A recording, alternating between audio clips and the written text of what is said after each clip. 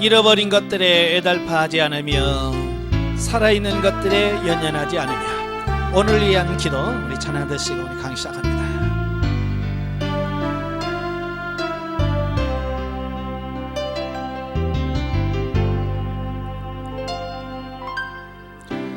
잃어버린 것들에 애달파하지 않으며 살아있는 것들에 연연하지 않으며 살아가는 일에 탐욕하지 않으며 나의 나됨버리고 오직 주님 내 안에 살아있는 오늘이 되게 하옵소서. 가난해도 비굴하지 않으며 후요에도 오만하지 않으며 어느 나를 떠나도 외로워하지 않으며 억울한 일 당해도 원통하지 않으며 소중한 것 상실해도 절망하지 않으며 오늘 살아있음에 감사하게 하소서. 아멘. 기도하겠습니다. 은혜로우신 아버지, 오늘 하루도 살아갈 수 있는 은혜를 주셔서 감사합니다. 순간순간 하나님을 의지하고 주님과 동행함으로 승리하는 우리 모두가 되어지게 하옵소서. 오늘 로마서의 말씀을 같이 상고합니다. 하나님, 우리 지각을 열으셔서 알게 하시고 생각나게 하시고 깨닫게 하옵소서. 시종을 주님께 맡기오며 예수님의 이름으로 감사하며 기도합나이다. 아멘. 예, 이 시간 오늘 교재 69페이지입니다. 교재 69페이지에 오시면 로마서 13장이 나오게 되어지는데요. 13장은 위정자와 이웃에 대한 성도의 의무에 대한 말씀이에요. 자, 그 중에서 이제 1절부터 7절까지가 국가 권세에 대한 성도들의 자세. 예. 그래서 성도는 이 세상에 살고 있으면서 동시에 천국 시민이라고는 두 가지 신분을 가지고 사는 존재들이다라는 겁니다. 그래서 우리가 세상을 살면서 많은 갈등을 겪게 돼요. 왜? 하나님의 나라에도 속했고 세상 나라에도 속했기 때문에 이 둘 사이에서 끼어서 우리는 방황할 수밖에 없고 고민할 수밖에 없는 거예요. 예. 그래서 바울은 본문을 통해서 성도가 지녀야 할 세상 국가에 속한 시민으로서의 의무를 논하고 있습니다. 그러니까 바울의 이런 국가관은 근본적으로 마태복음 22장 1절에 나오는 가이사의 것은 가이사에게 라고 하는 그리스도의 말씀에 기초를 두고 있다라고 하는 겁니다.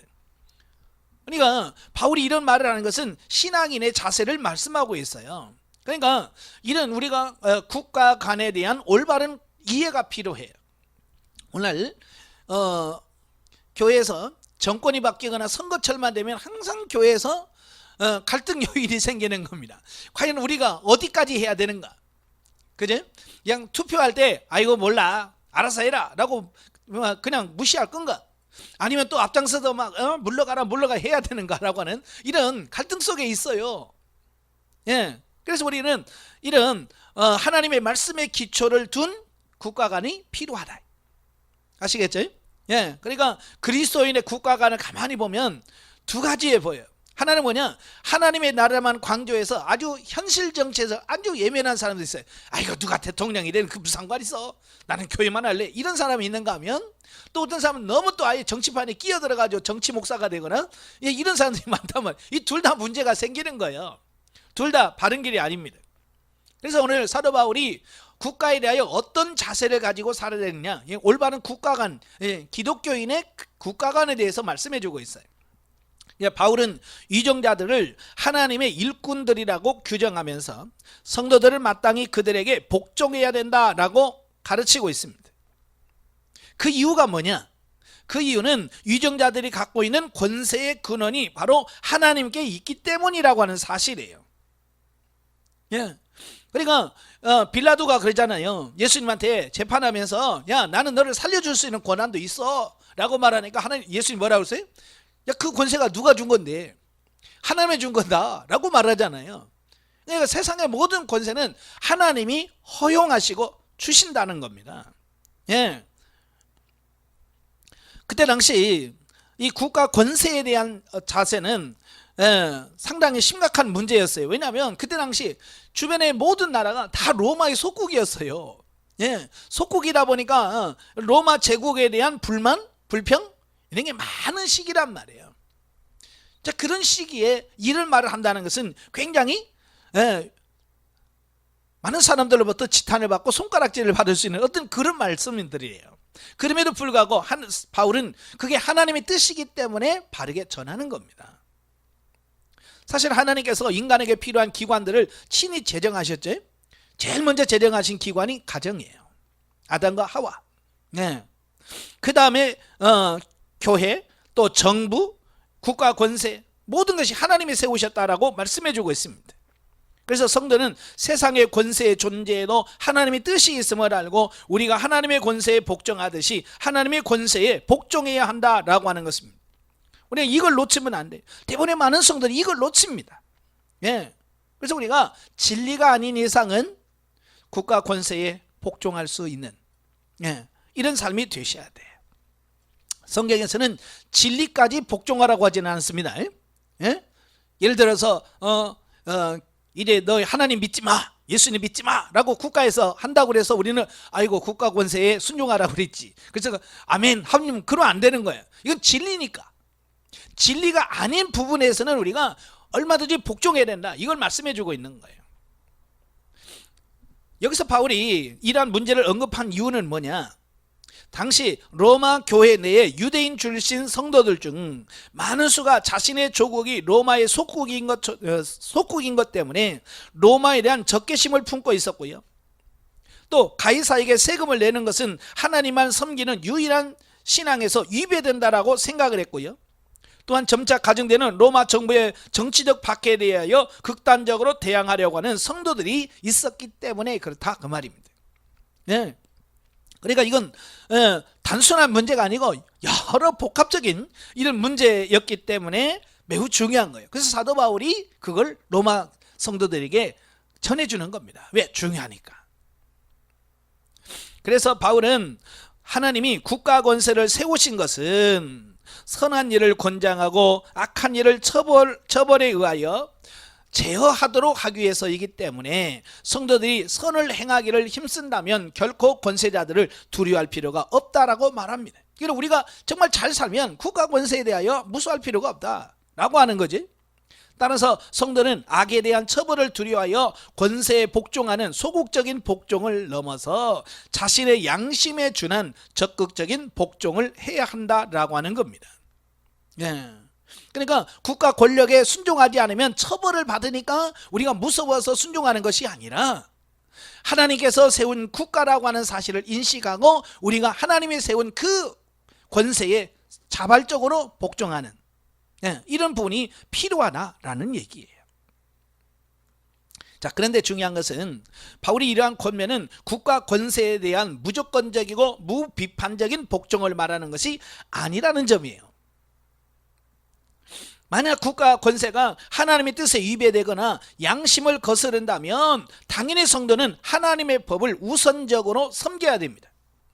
왜냐하면 국가 권세는 하나님의 권세 아래에서 하나님의 뜻을 따를 때에만 순종할 가치가 있기 때문이다라고 하는 겁니다. 그러니까 세상법과 하나님의 법, 성경의 말씀, 진리가 부딪힐 때는 우리는 우선순위가 어디에 돼요? 국가가 아니라 하나님의 말씀의 법이, 하나님의 법이 우선시래. 세상에도 그러잖아요. 상해법이 있고 하해법이 있어요. 그죠? 그래서 하해법은 항상 상해법에 뭐라 그래요? 따르게 돼 있어요. 예를 들어서 법원도 그러잖아요. 지방법원이 있고 고등법원이 있고 대법원이 있어요. 그래서 지방법원에서 판결을 고등법원에서 뒤엎으면 지방법원은 따라야 돼요. 왜? 하해법이니까.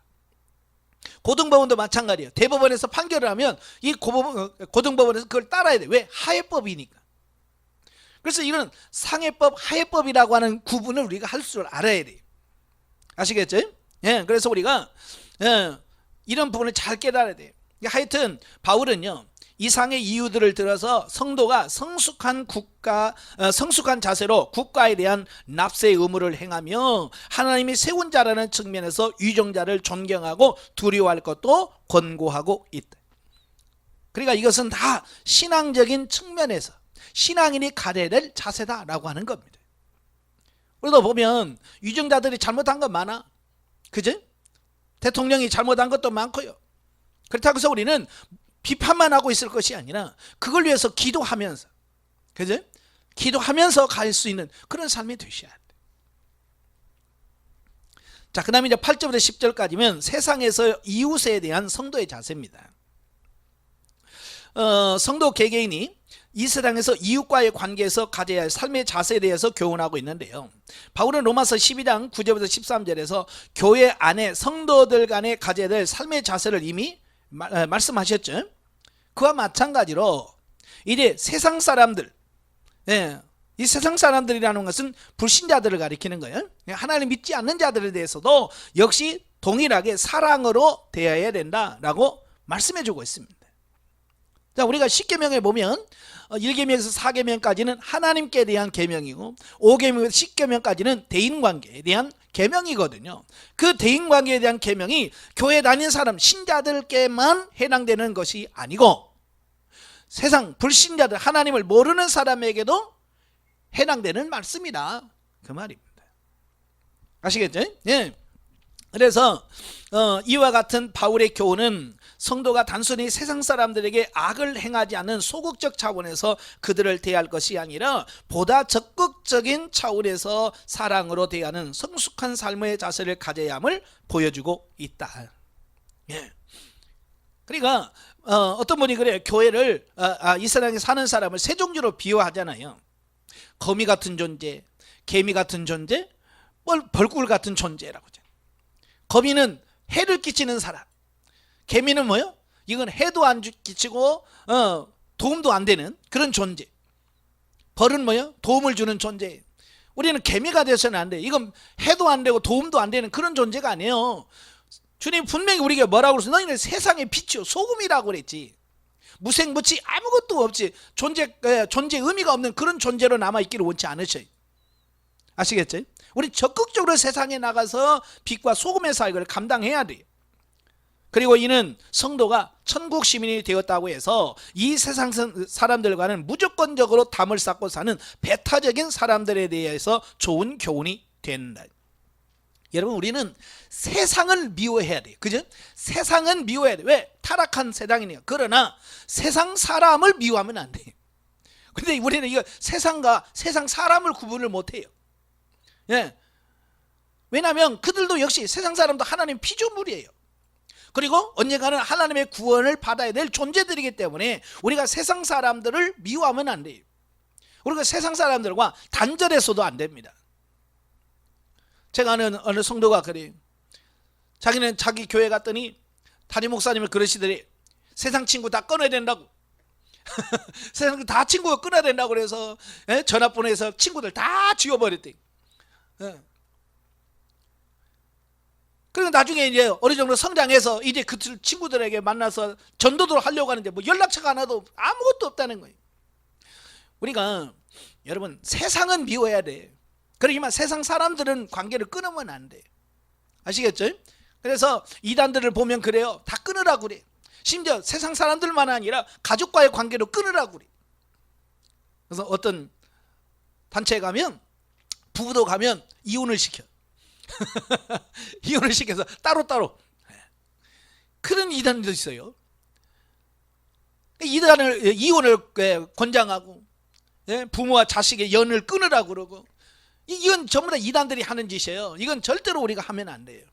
우리는 가족을 회복시키는 거예요. 헤어졌던 가족도 하나로 만드는 게 저희가 해야 될 일이지, 정상적인 가정을 막 무너뜨리는, 이건 절대로 해서는 안 될 거거든요. 자, 그 다음에 이제 11절부터 14절에 보면 종말에 대한 성도들의 자세. 자, 본문에서 성도는 궁극적으로 천국 시민이기 때문에 이 세상 사람들과는 본질적으로 다른 삶, 곧 이 세상의 삶이 전부인 줄 알고 허랑방탕하게 사는 세상 사람들과는 달리 그리스도의 재림과 성도의 최종 구원이 임박할 줄을 알고 그것을 예비하며 오직 주 예수 그리스도로 옷 입는 신령한 삶을 살 것을 교훈해주고 있습니다. 네. 그러니까 세상에 보면 육신적인 그리스도인이 있고 신령한 그리스도인이 있습니다. 육신적인 그리스도인은 뭐예요? 내가 예수를 믿지만 아직도 세상과 육신을 위해서 사는 삶, 이 육신적 그리스도인이에요. 신령한 사람은 뭐예요? 장차 임한 하나님의 나라를 바라보면서 그 나라를 준비해가는 사람이 신령한 그리스도인이에요. 우리는 이 올바른 재림신앙을 가져야 돼요. 오늘날에 많은 사람들이 이 올바른 재림론에 대한 인식이 없기 때문에 이단에 빠지게 되고 신천지에 가고 그러는 거거든요. 그죠? 그래서 올바른 재림관을 분명히 우리 목회자들은 성도들에게 이 종말론에 대해서 바르게 가르쳐야 돼요. 바르게. 잘못된 교류를 가르치면 안 됩니다. 세대주의 종말론이라든지 어떤 이런 잘못된 이런 종말론을 가르치면 안 돼요. 자, 본문 11절에서 이 시기는 예수 그리스도의 재림의 때를 의미하는 것으로 죄악의 세상에 관연하여 예수 그리스도의 심판이 임박했음을 나타내고 있습니다. 따라서 그때를 사는 성도들은 더 이상 이 세상적인 것에 집착할 것이 아니라 영적으로 항상 깨어 있어야 한다. 예. 근데 대부분의 성도들은 없어질 이 세상 것들을 위해서 그렇게 살아가는 겁니다. 예. 너무 세상에 집착하는 거예요. 가끔 보면 집에 불 나면 아이고 내 돈, 그래서 들어가다가 죽은 사람 많잖아요. 그지?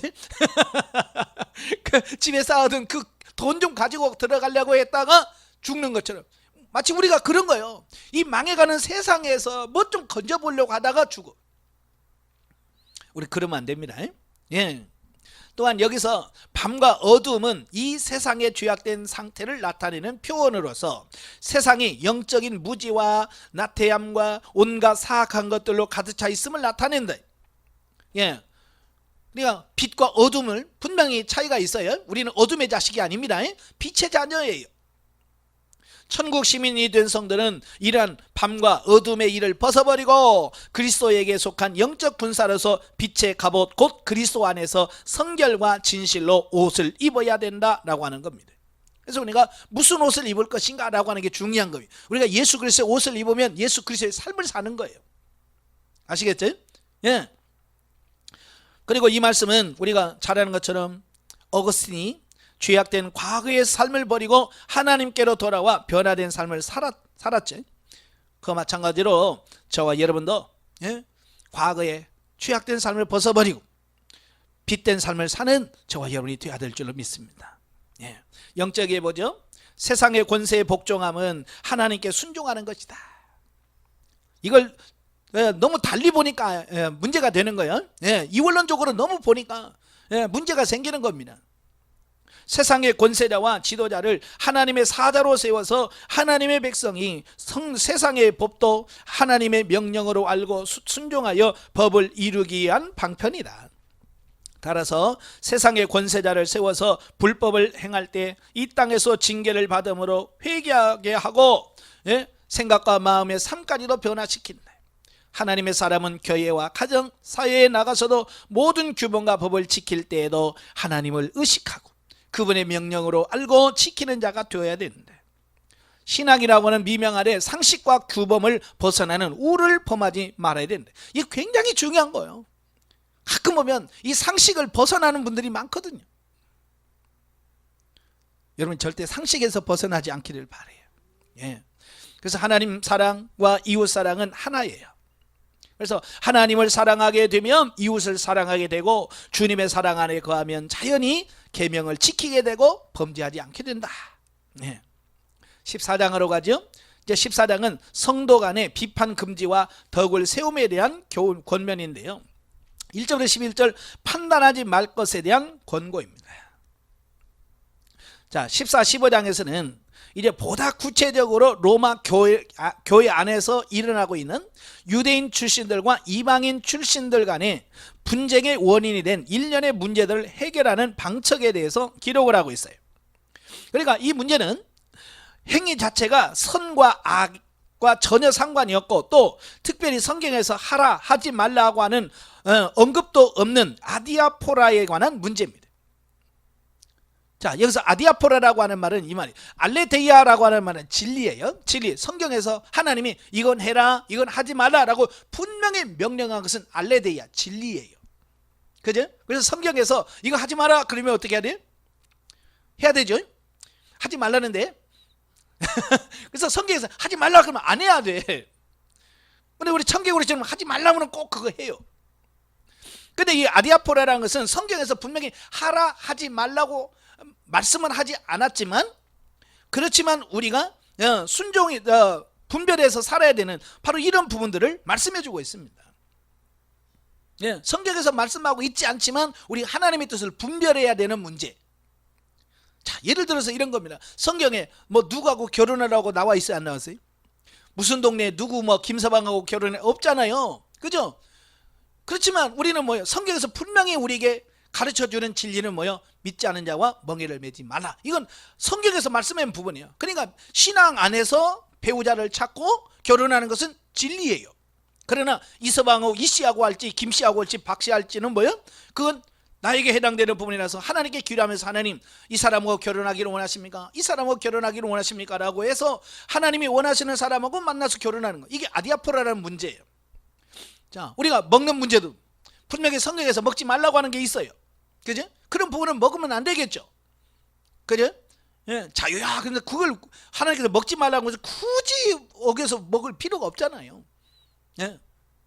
그렇지 않은 부분에서도 자기 개인의 건강과 이런 부분들에서 스스로가 하나님께 기도하면서 자기가 금할 것은 금하고 그렇잖아요. 예? 저 같은 경우도 커피 안 마신다고 그랬잖아요. 콜라 사이다 잘 안 마십니다. 마시긴 하지만 잘 안 마셔요. 왜? 하나님께서 내 몸이 해롭다라고 말씀하셨기 때문에. 그건 저에게 해당되는 부분이에요.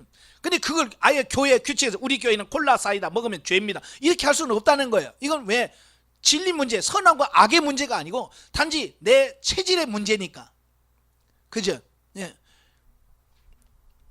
근데 이 가운데서 본장에서 이러한 문제를 해결하는 두 가지 방법에 대해서 말씀해 주고 있습니다. 첫째 방법으로 뭐냐? 믿음으로 연약한 자의 의심한 바에 대하여 비판하지 말 것을 교훈하고 있습니다. 자, 당시 로마 교회 교인 중에서는 시장에서 매매된 대부분의 짐승의 고기가 이교신들에게 바쳐졌던 우상 제물이었기에 이를 꺼림칙하게 생각하여 아예 채식만 하는 사람들과 유대교에 속해 있을 때처럼 안식일이나 절기 등을 지키는 것을 중요시하는 사람도 있었습니다. 그러니까 서로 다른 사람끼리 만나다 보니까 갈등의 요인이 될 수밖에 없어요. 그죠?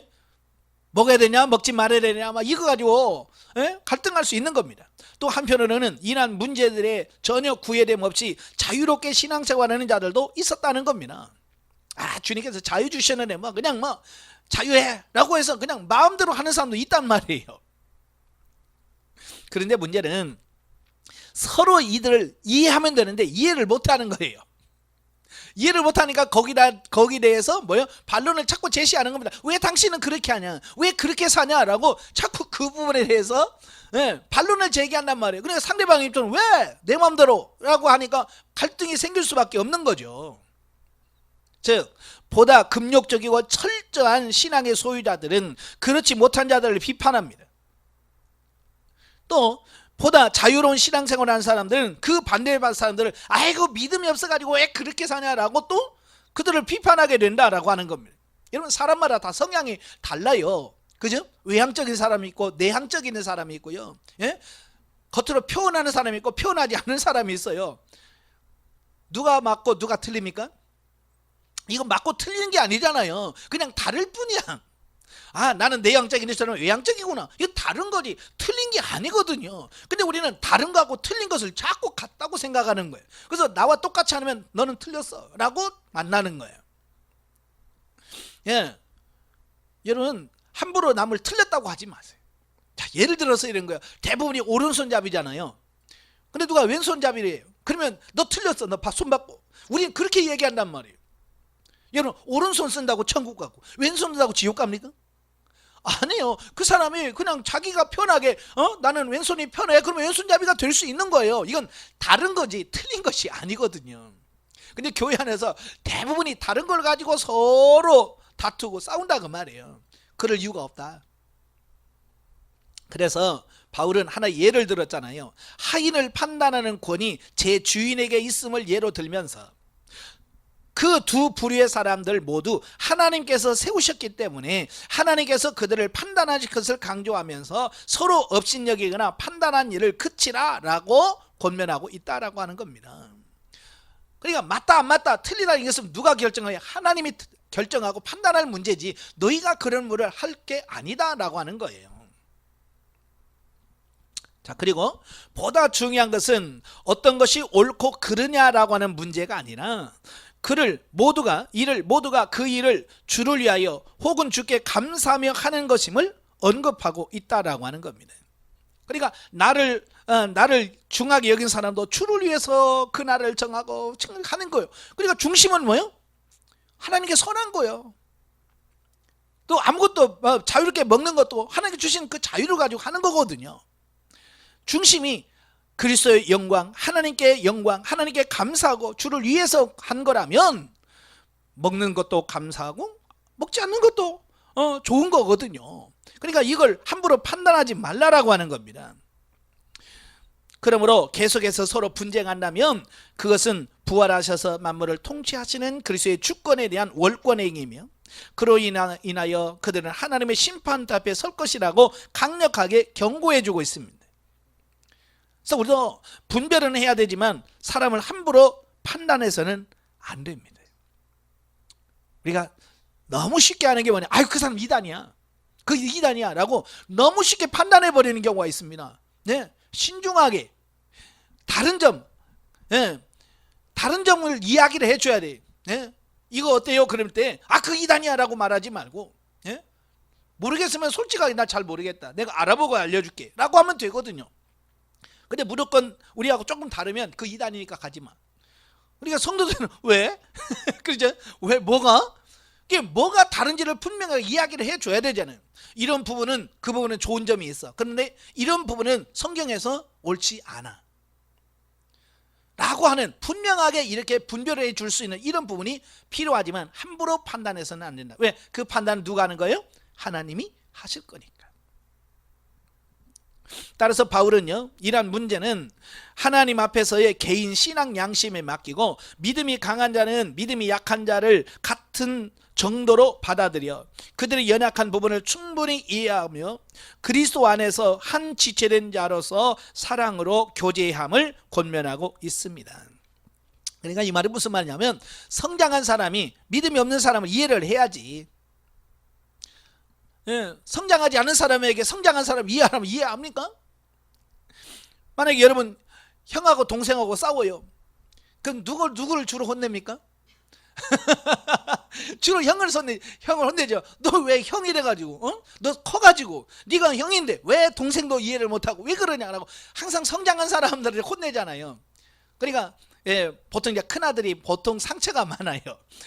왜? 무조건 네가 형이니까 참어, 네가 위니까 참어라고 하니까 억울하니까 이걸 풀 수가 없어서 형들이 많이 상처를 많이 받아요. 근데 성경의 사도 바울도 그래요. 야, 내가 성장한 사람이 조금 이해해줘야 되지 않겠냐라고 말씀해 주는 겁니다. 그래서 저와 여러분이 성장을 해서 이래 믿음이 연약한 자들을 사랑하고 그들을 품을 수 있는 이런 삶이 되셔야 돼요.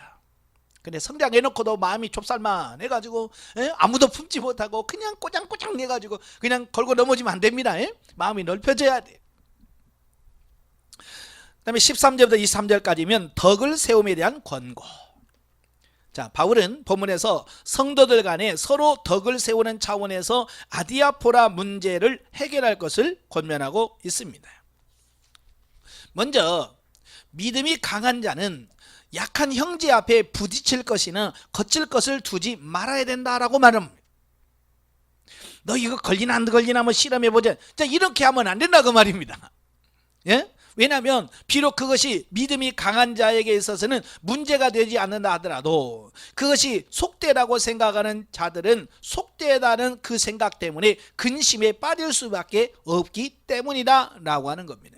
그러니까 각자가 자기 입장에서만 생각하면 안 돼. 뭐 지금은 뭐 거의 막 아니지만 예전에 보면 그 보신탕을 먹냐 안 먹냐 가지고 네?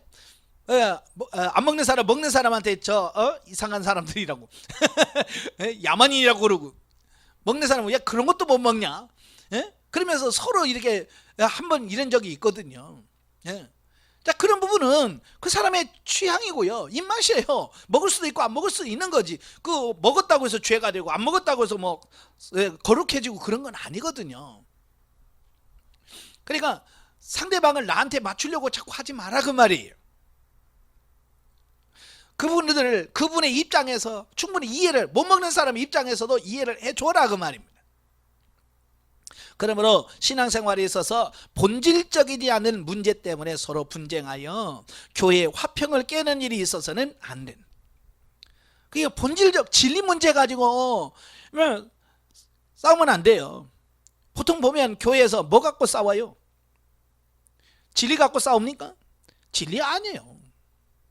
예, 그냥 하찮은 거 가지고 싸워요. 그 미국에서 그랬다잖아요. 예? 그 교회에서 담임 목사가 가면 꼭 잘린대. 그래서 왜 잘리나 봤더니 가서 보니까 피아노가 요짝에 있는데 아무리 봐도 요짝에 있어야 피아노가 어울리는데 요짝에 있더라는 거예요.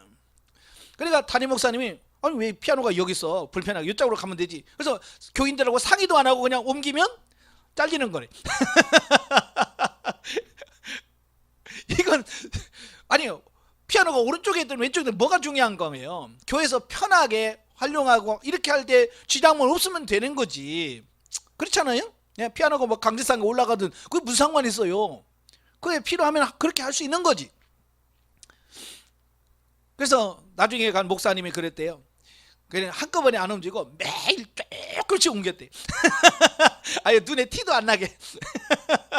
그래서 안 쫓겨냈더니. 예, 그러니까 보통 진리 갖고 싸우는 게 없어요. 교회가 크게 나누어서 뭐 원로 목사파, 뭐 또 신임 목사파 막 싸우는데 보면 겨우 뭐 돈 문제, 예? 뭐 그런 거, 또 뭐 예우 안 해줬다고 하는 그거 사소한 문제지. 그래 교회가 그렇게 갈려 싸울 문제가 아니거든요. 근데 그거 가지고 그렇게 싸운다 그 말이에요. 그래서 본질적인 문제 때문에 그러면 안 되고 서로 덕을 세움으로 화평과 희락을 가져오는 것이 참 교회의 모습이고 그것이 곧 하나님의 나라라고 바울은 말합니다. 그러니까요, 비본질적인 문제 가지고 제발 싸우지 말아요. 교회에서도 마찬가지예요. 어떤 목사님은 옷 입고 오는 거 가지고 이렇게 시비 걸어가지고 성도들한테 상처받고 그러잖아요. 여름이 되면 막 반팔 나시 입고 교회 온단 말이에요. 그러면 성도들은 아유 저렇게 어떻게 교회에 와. 하나님 나시 입고 왔다고 하나님께서 뭐 너 예배 뭐 하냐? 그럴 때는 조용히 가서 그냥 옷을 조금 긴 거 입고 오면 좋겠네요 라고 말하면 좋은 건데, 그래가지고 뭐 어떻게 감히 교회에 오날 때 나시 입고 와 막 그러면서 이렇게 막 책망을 하면 그게 상처가 되어지고요. 그럴 수 있다 그 말이에요. 예, 그분이 몰라서 그럴 수 있죠. 그냥 예, 그러니까 그런 부분들은 조용히 가르쳐서 예, 할 수 있지. 그렇게 막 공개적으로 비난하거나 그럴 필요는 없다 그 말입니다.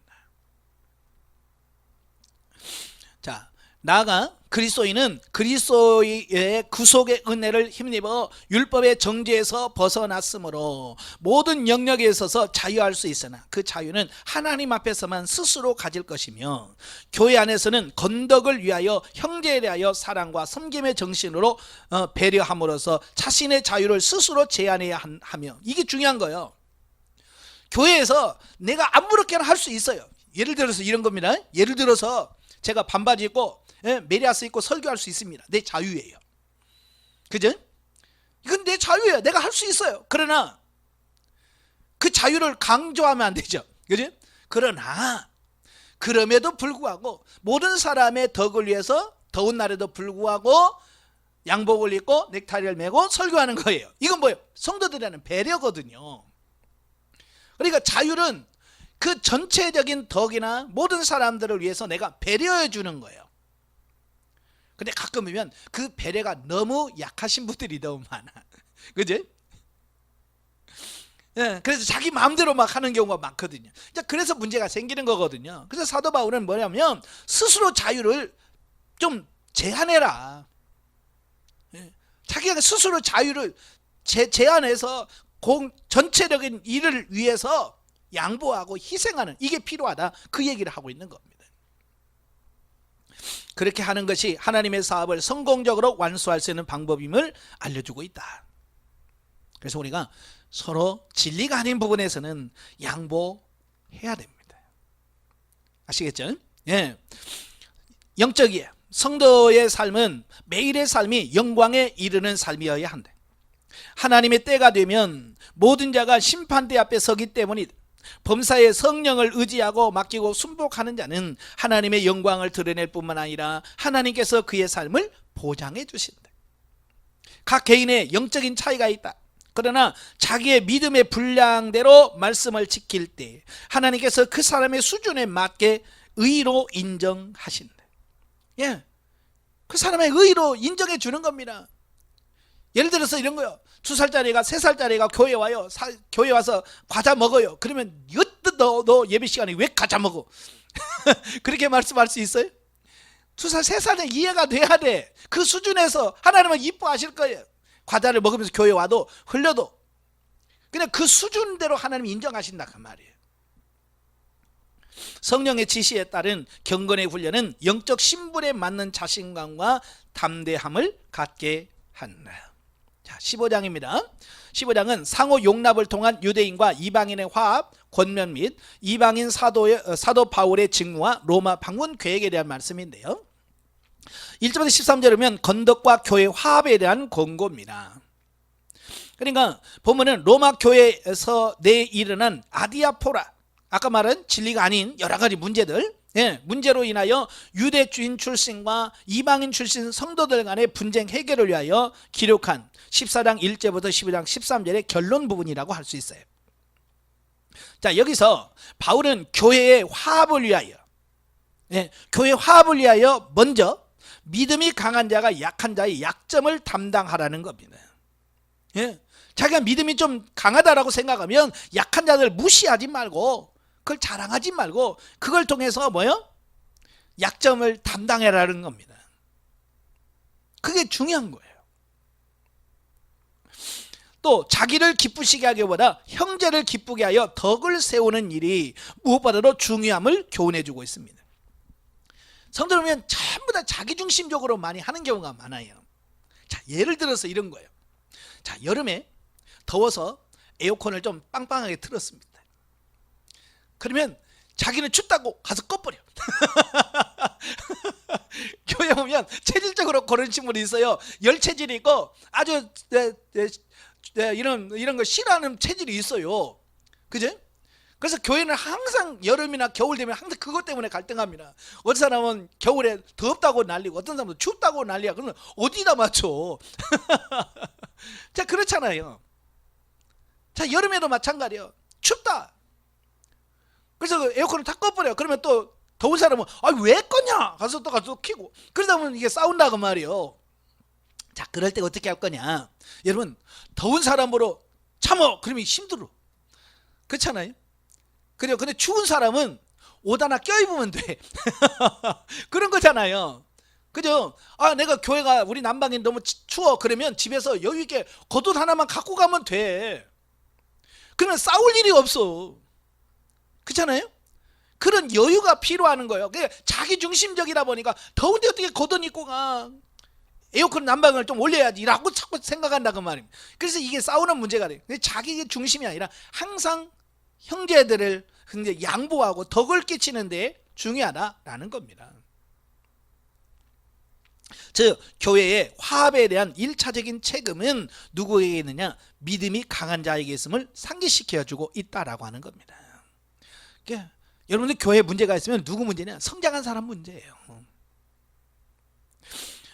자, 그리스도께서 이 땅에서 자신을 기쁘게 하지 아니하시고 우리들의 죄를 담당하시게 하여 스스로 비천한 자리에 내려오사 하나님의 영광을 나타내신 것처럼 믿음이 강한 자들에게 이와 같은 섬김의 자세가 있을 때만이 교회 화합이 가능함을 보여주고 있다라는 거 하는 겁니다.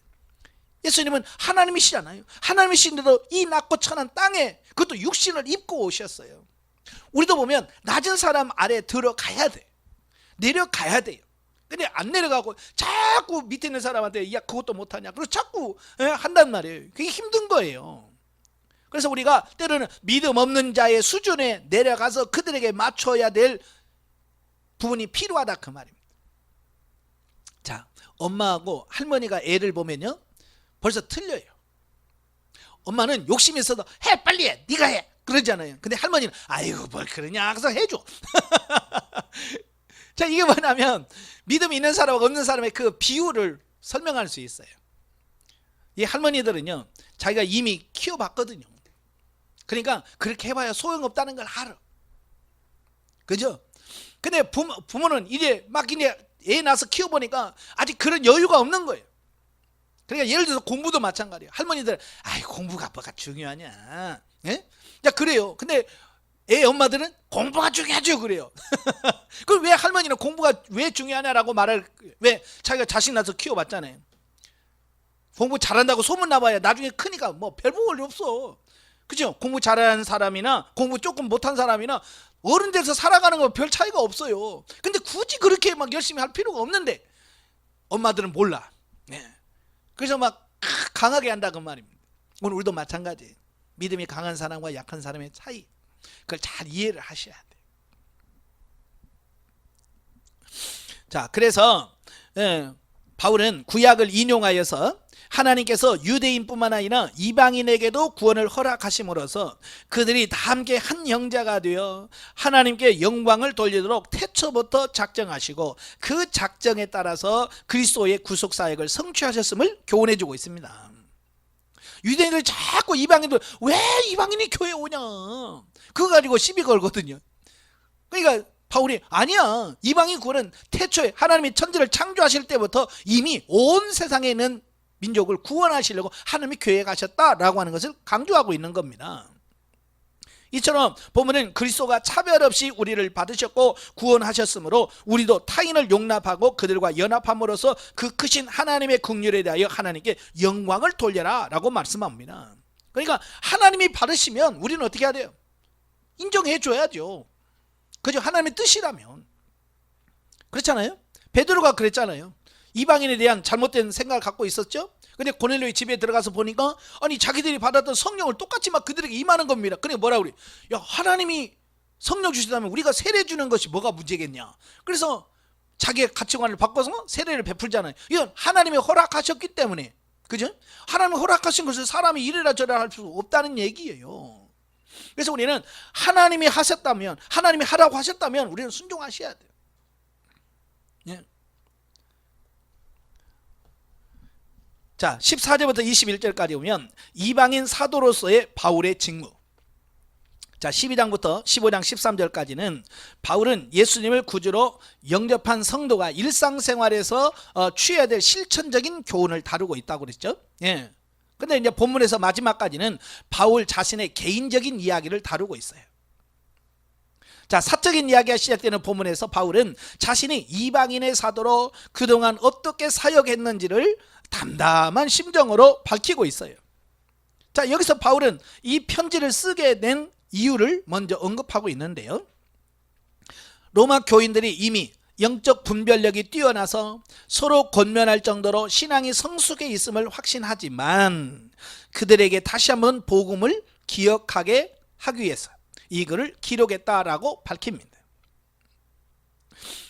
그리고 하나님이 바울 자신을 이방인을 위한 사도로 세우신 것과 성령의 능력으로 성결이 변화된 이방인을 하나님께서 봉헌하는 복음의 제사장 직분을 하나님께서 자신에게 주었음을 언급하고 있습니다. 예, 그러니까 바울은 뭐요? 자기 사명이 뭔지를, 이방인의 사도로 하나님이 자기를 부르셨다라고 하는 사명에 대한 바른 인식을 갖고 있었다라고 하는 겁니다.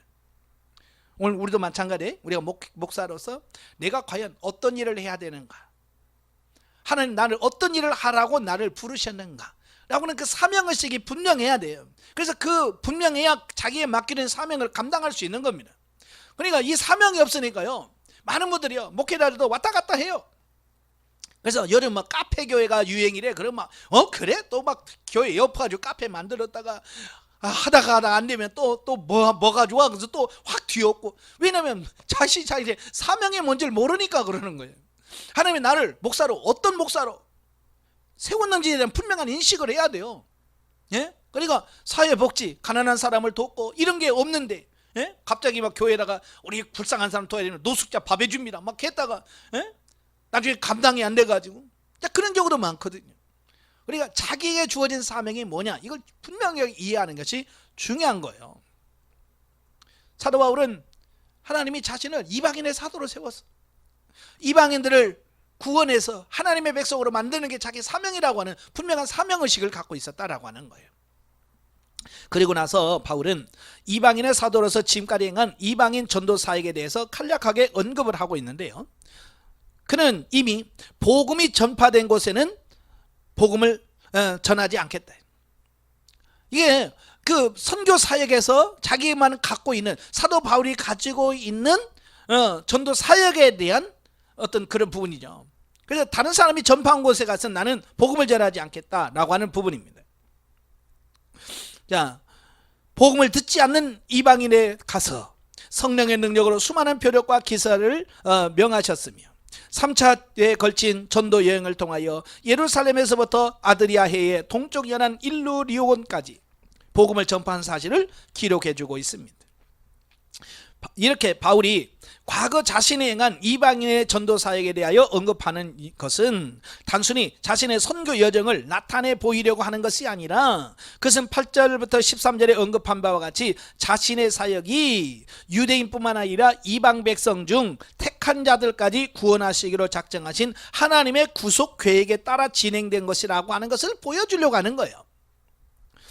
그래서 유대인 출신들로 하여금 이방 출신 성도들에 대한 편견을 버리도록 하게 하려고 이렇게 하는 겁니다. 그러니까 자기를 자랑하려고 하는 게 아니에요. 내가 이렇게 1차, 2차, 3차 전도 여행을 했어, 내가 교회를 얼마나 세웠어, 이걸 말하는 게 아니라, 하나님이 내가 전도해 보니까 이방인들 다 구원하시더라.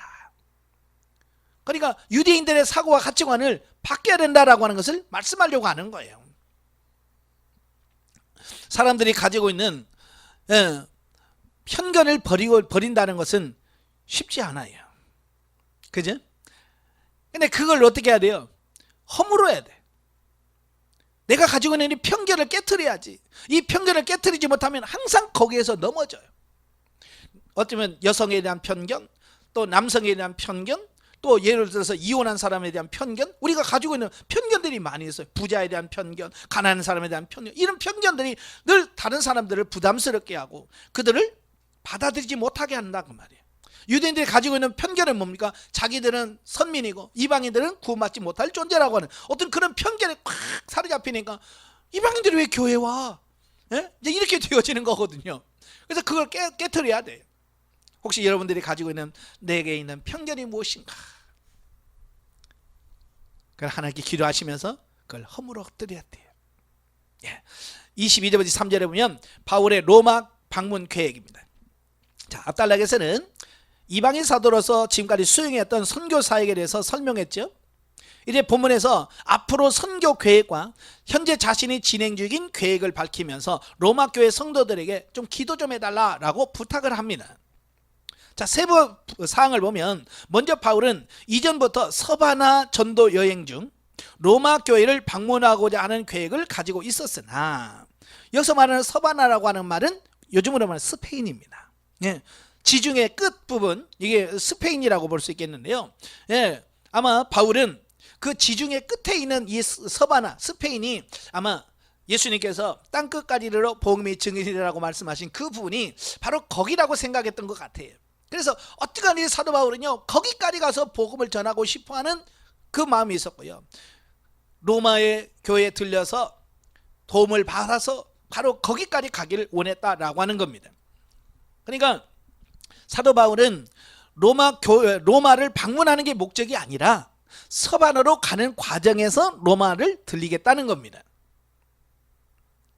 그만큼 로마 교회 성도들에 대해서 애정을 토로하고 있죠. 가고 싶은데 지금 사정이 있어서 못 갔나. 자, 그러면서 로마 방문 계획을 현재에도 실행하지 못하고 있는 이유는 자신이 현재 예루살렘에 가서 구제 헌금을 전해드릴 임무가 있었기 때문이라고 말한다. 그러니까 내가 가기 싫어서 안 가는 게 아니고 내가 지금 이런 급한 일이 있었기 때문에 못 가는 거다라고 하는 사정을 얘기하는 거죠. 예. 당시 예루살렘은 흉년으로 인해서 기근과 또 로마의 정치적 박해로 인해서 어려움에 처하게 있어요. 그래서 그들을 돕기 위하여 이방인 교회들이 자발적으로 헌금을 했잖아요. 그지? 그래서 그것을 전해줘야 될 사명이 있었다는 거예요. 정말로 얼마나 어렵습니까? 지금도 전쟁이라든지 홍수라든지 또 이런 걸 통해서 어려움 당하는 나라들이 있고 그렇잖아요. 예? 그럴 때 나 몰라라 할 것이 아니라 어떻게 해야 돼요? 기도해주고 또 물질로 후원할 수 있으면 도와주는 그 역할을 우리가 해야 돼요. 오늘 우리 교회들이 그런 일을 해야 되거든요.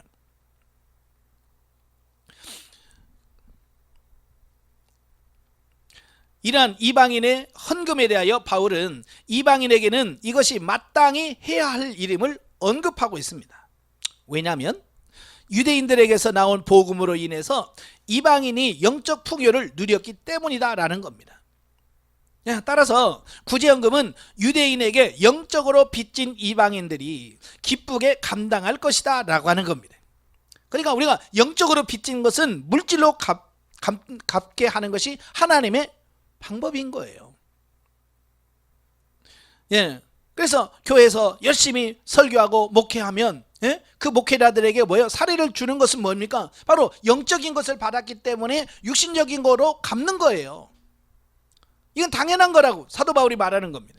그래서 바울은 이 일을 마친 후에 그리스도의 축복을 가지고 로마를 방문할 것을 약속했.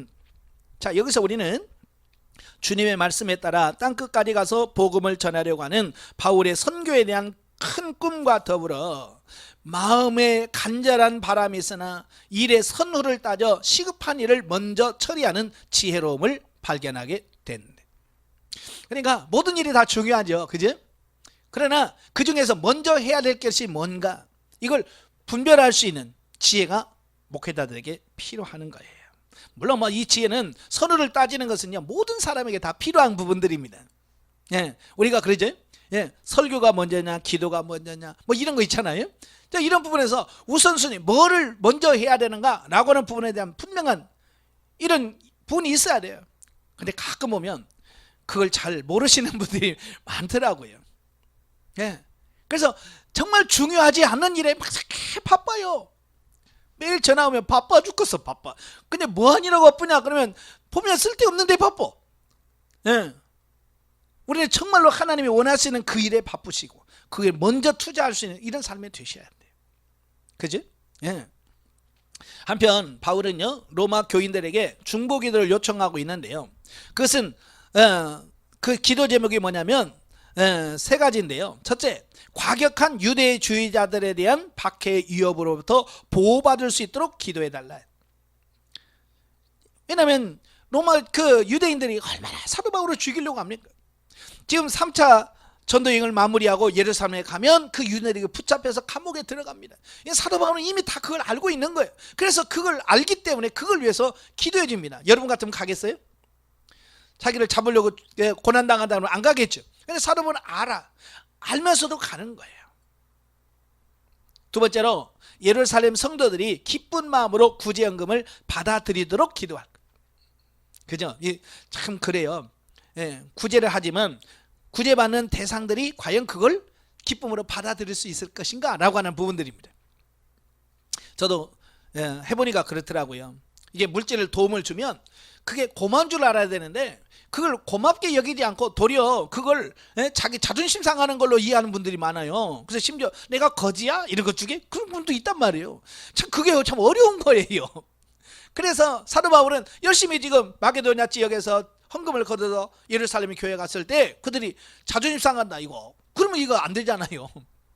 은혜롭게 서로가 감사함으로 받고 그래야 그 헌금한 교회도 덕이 되고 좋고 받는 교회도 좋아지는 거잖아요. 그래서 그 부분을 놓고 기도해 달라고. 세 번째로 로마 교회의 방문이 이루어지도록 기도한 것을 보게 됩니다. 자, 이렇게 로마 교인들의 기도를 요청하는 이러한 바울의 자세에서 우리는 바울에게 비록 아직 그들은 한 번도 만나본 적이 없음에도 불구하고 그들은 그리스도 안에서 한 지체로 생각하며 하나님의 일을 하는 동역자로서 여기는 협조 정신이 있음을 알 수 있다. 그러니까 동역자로 여기지 않는 한은 좀 기도 좀 해주세요라고 부탁할 수 없거든요. 그러니까 우리도 마찬가지예요. 우리가 목회자지만 때로는 하나님의 일하면서 성도들에게도 내가 이런 문제 있으니 이런 기도 좀 해달라고 부탁을 해서 같이 기도할 수 있는 이런 분위기를 만들어주는 것이 중요합니다. 그래서 어찌 보면 목회자들은 그냥 기도해 주기만 하지, 그지? 네, 기도만 해주지 성도들에게 기도 요청을 안 하는 분도 많거든요. 네, 그러지 마시고요. 교회 문제라든지 이런 부분에 대해서는 같이 기도해서 같이 할 수 있도록 분위기를 만들어주는 것도 목회자가 해야 할 일이다 라고 하는 겁니다. 그러니까 이건 마음을 열어야 돼요. 마음을 오픈해야 돼. 근데 가끔 보면 목회자들이 너무 오픈을 하지 않아요. 뭐 사택도 꼭꼭 문 닫았고요. 담임 목사 집에 한 번도 못 가봤대 성도들이. 물론 뭐 제 집처럼 드나든 뭐 그런 것도 좀 문제가 있겠습니다만은 좀 목사가 잘 이렇게 열어놓을 수 있는 어떤 그런 부분이 필요하다. 물론 자신이 없으면 못해요. 삶에 대한 자기 신앙에 대한 자신이 없으면 그걸 오픈 못합니다. 그래서 우리가 이런 부분들로 한 번씩 생각해 봐야 돼. 자, 16장입니다. 16장은 이제 바울 개인적인 인사말과 분파주의자들에 대한 경계 및 속령인데요. 1절부터 16절 보면 문안 인사입니다. 자, 바울이 본서를 마감하면서 함께 동거 동락하며 했던 사역자들을 소개하고 있어요. 로마의 성도들에게 개인적으로 문안 인사를 하는 장면으로서 바울이 문안 인사를 시작함에 있어서 로마를 향하여 가고자 하는 갈급한 마음이 있었지만 시급하게 예루살렘에 가야 하는 일 때문에 갈 수가 없어 자신의 서신을 본서를 전달할 베베를 로마 교인들에게 보냄을 밝히고 베베를 환영하고 도와줄 것을 부탁을 합니다. 이 베베는 겐그리아 출신입니다. 여 집사님이십니다. 자, 그럼에도 불구하고 사업을 하시는 분인 것 같아요. 그래서 그가 로마로 갈 때에 사도 바울이 그 서신을 써서 베베 집사에게 이 로마서를 로마 교회에다 전해달라라고 부탁을 했던 것 같습니다. 또한 바울의 문안 중에 브리스길라와 아굴라를 언급하고 있죠. 특별히 이 사람을 부부로서 바울과 친근함이 특별하였는데요. 이들 부부는 바울을 위하여 생명까지도 포기할 정도로 진실하게 바울의 사역을 도와주었다라고 하는 겁니다. 저는 이게 성경을 읽으면서 브리스길라와 아굴라 얘기만 들으면 부러워요. 이런 동역자가 참 교회에 있었으면 너무 좋을 텐데 라고 하는 그런 부러움이 있거든요. 자, 예수님도 뭐라고 했어요? 추수할 것은 많은데 일꾼이 적도다. 주인에게 아버지에게 좀 추수할 일꾼을 달라고 기도해라 라고 말씀하셨잖아요. 여러분에게 정말로 이런 추수할 일꾼이 필요하다면, 동역자가 필요하다면 이런 동역자를 위해서 기도하셔야 돼요. 5절부터 16절까지 보면 약 24명의 이름들이 등장을 하게 되는데요. 자, 이들 중에 여자도 다수 포함되어 있습니다. 여자 이름이 많이 포함되어 있어요. 또 당시 로마 황실에 관련되어 있던 자들도 언급되어지고 있습니다. 신분이 굉장히 높은 사람도 있습니다. 자, 이런 사실은 뭐냐? 당시 로마 교회 내에 여성의 활동이 매우 활동이 많았고요. 또 기독교가 일찍이 로마 황실에까지 전파되었다라고 하는 것을 암시해주고 있습니다. 또 이들 중 대부분은 어디에서 무엇을 하며 살던 사람이었는지에 대해서 정확하게 알려져 있지는 않습니다. 그럼에도 불구하고 이들의 이름이 일일이 거론하면서 문안 인사를 하는 것은 이들이 이름도 없이 빛도 없이 숨어서 하나님 나라 확장 사역을 위하여 수고한 자들로서 크게 귀감이 되는 인물들이었기 때문이다 라고 하는 겁니다. 그러니까 이들은 정말 이름 없이 빛도 없이 정말로 하나님의 일을 하는 바로 이런 사람이었어요. 근데 요즘은요, 안 알아주면요 아예 삐져. 일을 안 해. 그래서 막 알아줘야 되고 인정해야 되고 막 그러는데요. 예? 이건 생각을 한번 해봐야 돼요. 인정을 해주든 안 해든 나는 하나님 앞에서 하셔야 돼. 하나님 앞에 봉사하고 하나님 앞에 섬길 수 있는 그런 삶이 되셔야 돼.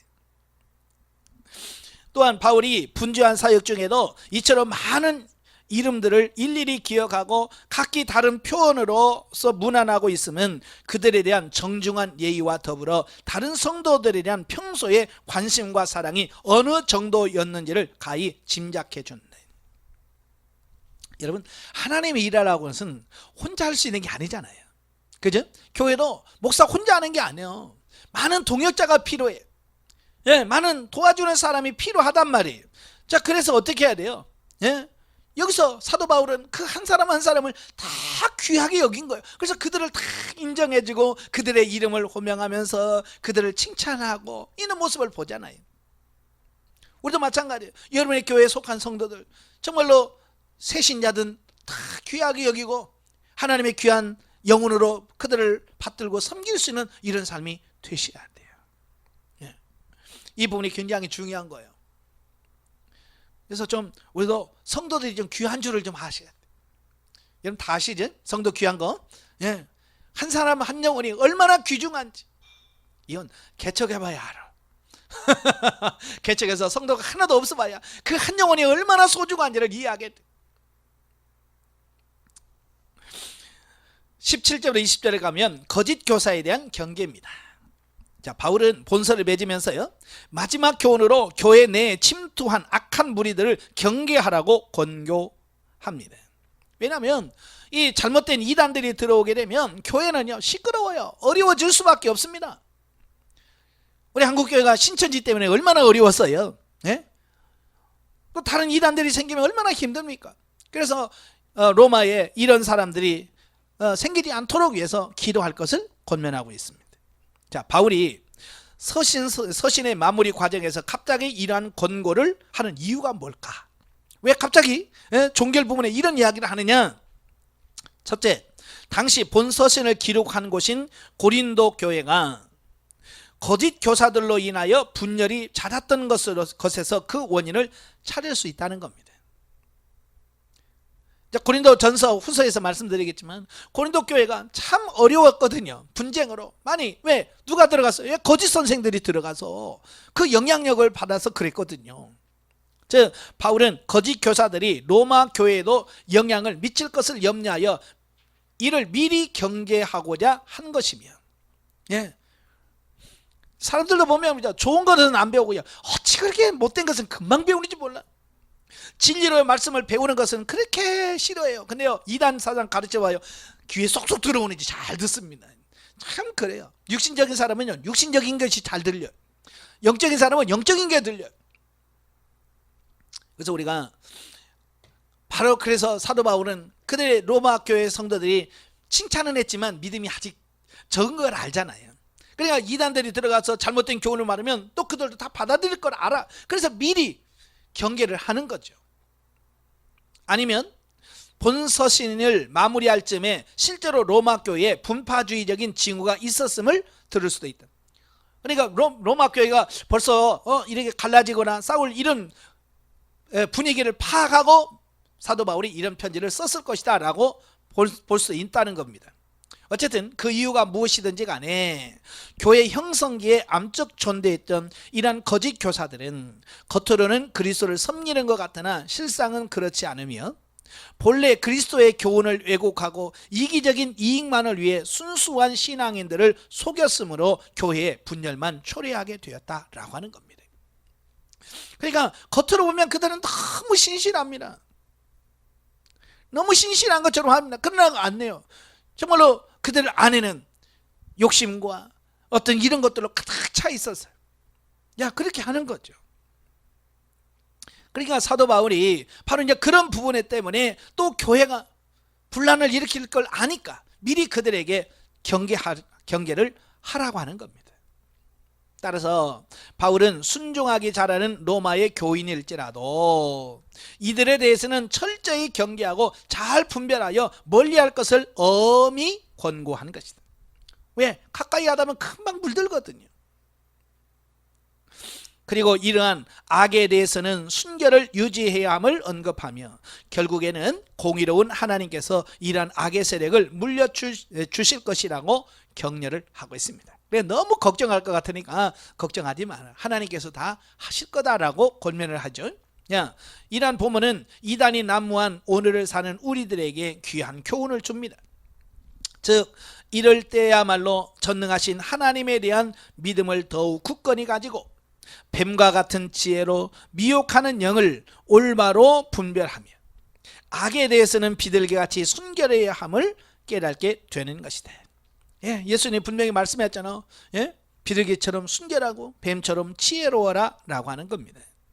우리가 세상에서 순결하지 않으면, 세상 사람들보다 낫지 않으면 세상 사람들 인정해 주지 않습니다. 도덕적으로 윤리적으로 나보다 삶이 나아야 인정해 줍니다. 그래서 비둘기처럼 순결해져야 돼. 뿐만 아니라 뱀처럼 지혜로워야 돼. 그래서 뱀이 왜 지혜롭냐 봤더니요, 뱀이 그런데요, 물어야 될 것과 물어서는 안 될 부분을 정말 잘 분별한대요. 그러니까 자기 생명에 위협이 되거나 꼭 배고파서 먹어야 된다, 그때만 문대는 거예요. 평상시에는 안 문대는 거예요. 그래서 정확하게 분별을 한다는 거예요. 그래서 뱀처럼 지혜로워라 라고 말씀하고 있는 거예요.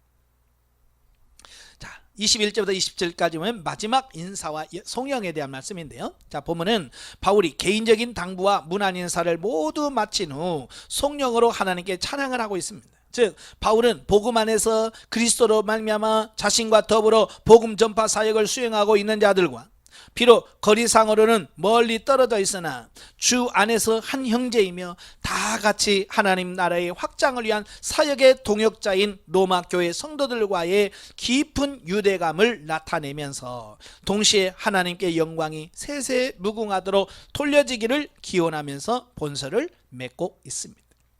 자, 영적에 봅니다. 예수님께서는 자신의 영광을 버리고 하나님을 기쁘시게 하기 위해서 죽기까지 순종하셨다. 우리는 자신의 마음을 기쁘게 하기 위한 신앙이 아니라 주님이 기쁘시게 하는 삶, 나아가서는 주님이 원하시는 분량까지 성장할 수 있어야 한다라고 하는 겁니다. 자, 여기 중요한 말이에요. 많은 사람들이요, 신앙생활을 자기 만족을 위해서 한다고 말이에요. 심지어 찬양도 그래요. 찬양도 하나님께 영광 돌리기 위해서 찬양을 하는 것이 아니라 찬양을 하면 속이 시원해요. 그냥 그러면서 찬양하는 사람이 있고, 어떤 사람은 기도를 막 이렇게 하면 속이 후련해. 아니, 속이 후련하라고 그렇게 기도하는 거 아니잖아요. 물론 그렇게 하면 후원할 수도 있지만 기도나 찬양은 뭡니까? 하나님과 교제하고 하나님께 영광 돌리기 위해서 하는 거지 내 자신을 위해서 하는 게 아니에요. 근데 많은 분들은 이 모든 것을 자기 자신을 위해서 해요. 예배 왜 드리냐? 예배 드리면 평안해져요. 예배 안 드리면 불안해요. 아니, 그래서 예배마저도 자기 자신을 위해서 드리는 이런 이기적인 신앙이 있다고 말해요. 이건 신앙생활이 아니에요. 종교생활이에요. 이건 자기 자신을 위해서 하는 건 종교생활이지 신앙생활이 아니에요. 신앙생활이라는 게 뭐예요? 내가 섬기는 그분이 기쁘시게 하고 그분께 영광을 돌리고 그분을 섬기는 게 신앙생활인 거예요. 근데 지금은 대부분이 종교생활하고 있어요. 그래서 왜 교회 안 가? 재미없어서요. 왜? 자기 만족이 안 되니까. 교회 옮기는 사람들 보세요. 왜 교회 옮겨? 물어봐요. 재미가 없어. 마음에 안 들어요. 자기 중심이에요. 교회 옮기는 게 나쁜 건 아니에요. 하나님께서 허락하시면 옮겨야 돼요. 그렇지만 하나님의 뜻에 옮기는 것과 자기 자신이 중심에 옮기는 건 다른 거예요. 자, 예수님께서는 우리의 연약함을 포용하신 사랑으로 이제 우리를 대적자들을 포용하고 믿음의 사랑으로 채워줄 수 있는 자로 성숙해야 된다. 네, 마음을 넓혀야 됩니다. 자, 우리에게는 자신이 가난할 때는 애절한 기도를 하면서 타인이 괴로울 때는 훈련이라고 가볍게 여기는 모습이 있습니다. 참 말은 잘해요. 그 하나님 훈련이야, 참아야 돼. 자기는 문제 나가면 죽는다고 누가 그럽디다. 네? 자기의 감기가 다른 사람의 옌병보다도 더 심하대. 크다고 느낀다는 거예요. 모든 거 자기중심적이다 보니까 자기 고통이 크다고 생각되는 거예요. 자기 손에 박힌 가시 하나가 다른 사람 암보다 더 크다고 느껴진다는 거예요. 그러면 안 되는 거예요. 교회 안에서는 한 사람이 연약해서 저지른 범죄로 다른 자신의 죄로 볼 수 있는 영적 안목이 필요한 거예요. 그래서 상대방은 나의 거울이라고 그랬죠. 그러니까 상대방의 모습을 통해서 내 모습을 보여야 돼. 타인의 약점을 보완할 수 있는 자로서 한마음 한뜻이 되어 하나님의 영광에 이를 수 있어야 하며 주 안에서 서로 연약성을 덮어줄 수 있는 사랑을 나누는 아름다운 교회가 되어야 된다. 바로 여러분의 교회가 이런 교회가 되길 주님으로 축원합니다. 기도하겠습니다. 은혜로우신 아버지, 예나 지금이나 교회는 참으로 많은 어려움을 겪습니다. 왜냐하면 서로 다른 가치관을 가지고 있는 사람들이 모여서 살기 때문에 그렇습니다. 하나님, 이 갈등할 때 우리가 정말로 진리가 아닌 부분은 양보하면서 아버지 하나님 아름다운 교회로 세워갈 수 있도록 하나님 도와주옵소서. 또 말세에 많은 이단들이 나와 교회를 어지럽히는 가운데 있습니다. 하나님께서 참된 교회를 지켜주시고 보호해 주셔서 한 영혼도 상하거나 잃어버린 일이 없도록 지켜주시옵소서. 예수님의 이름으로 감사하며 기도합나이다. 아멘. 하나님께 온전입니다.